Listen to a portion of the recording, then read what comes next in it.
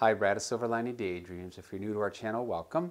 So today what I want to do is just share some of the criteria that we're using here to purchase land up in northern Wisconsin. So I came up with 8 items that we're using to search for land. If you're familiar with our channel, you know that we remodeled our RV. So we're looking for the most RV friendly county that's in Wisconsin. So in this county, they allow a one-time permit for $100 to keep your RV on your land. No restrictions. You have to have a privy or a holding tank, something for the waste. And because you have an RV, the gray and the black tanks, they fit that criteria. Most of the counties in Wisconsin, they really discourage you from having an RV. If they even allow it, they make you get a yearly permit. Some of them have a $600 a year permit, and they only allow you to keep it there from I think it's April through November.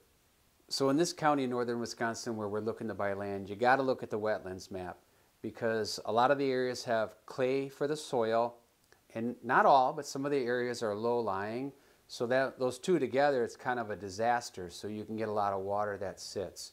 When you find a piece of property, and I'll put one here, I'll put, I think the 10-acre parcel, the one that we just walked, I'll put it here, and then next to it I'm going to show you the wetlands map. So when you find that piece of land, you have to look at the wetlands map. And that's sort of the first step, because if it doesn't work out there, you don't even want to buy that land. And they will not let you put a building up over wetlands. And in fact, it's hard to put a driveway in. You have to go through the Department of Natural Resources to get a driveway over the wetlands area of your property, if you can even get that. So that's unique to this county. So what would be unique to the county you're looking in? You'll have to find out what that is. So the other thing, now we just walked a property that had power, and the price was in that property because the pole for the power was really beautifully put right up on the front of on the road, right in the corner. But you're going to pay more for that property with power. So now this Friday I'm going to walk another property and it doesn't have power. And besides it costing less, the advantage is going to be that it may stay more remote. So where there's not power, fewer people are going to buy. And we want to buy more remote. We want to have it more secluded. So the other criteria is whether or not the property's been logged. And if it's been logged, how long ago? Did they gut it? Did they keep a few mature trees there? So that's, you're going to, obviously if they gut it and you've got like 15 or 20 year growth, you're going to pay a lot less for that land. But the plus side is if you can find land that has mature trees that hasn't been logged, you can log it yourself and make some money and try to pay down that piece of property. But as you all know, right now, because of inflation, everything going on in the world, property is just skyrocketing, and northern Wisconsin is no different than Florida. It's just going up and up and up. The county that's in northern Wisconsin that we're looking to buy in, sorry I can't tell you the county name because I do need to keep our privacy, obviously, but there's no restrictions on building, so it just has to be UDC compliant.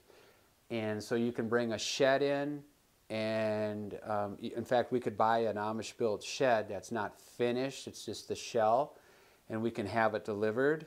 And you want to make your driveway big enough to kind of accommodate that shed coming in, the size of that shed. But you can do that. Obviously, like we spoke, you can keep the RV there. Or I can just take my time and I can build a small cabin. But there's no restrictions on the size.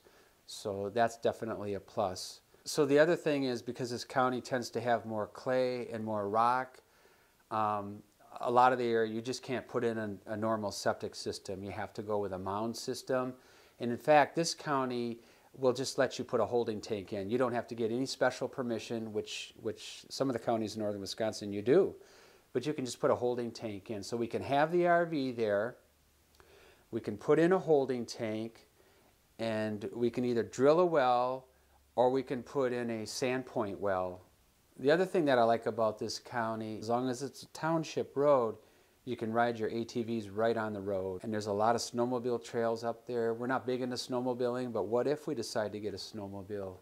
So basically, from our property, we can get on a snowmobile trail, or we can take the ATV on the street, not go very far, and we can be in a county forest, and we can be on some real ATV trails.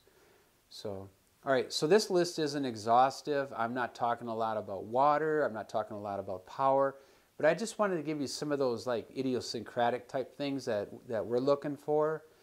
And so this is new for us. We're newbies for this. I've been looking for land for the last 3 years in Florida, and I haven't found anything that makes sense to buy. So my dream, and I don't know if we can do this, but my dream is to have a place in northern Wisconsin and then a place in Florida. This is land, and to be able to toggle between those and still have a home. But I want to bring you along with on our journey. So when we buy this land, we want to step it up a little bit and see if we can, you know, just have a place to bug out to, so to speak. All right, thanks for watching our video. Please consider subscribing if you haven't yet. Give us a like and share our video. It helps us to be found. And thanks for watching.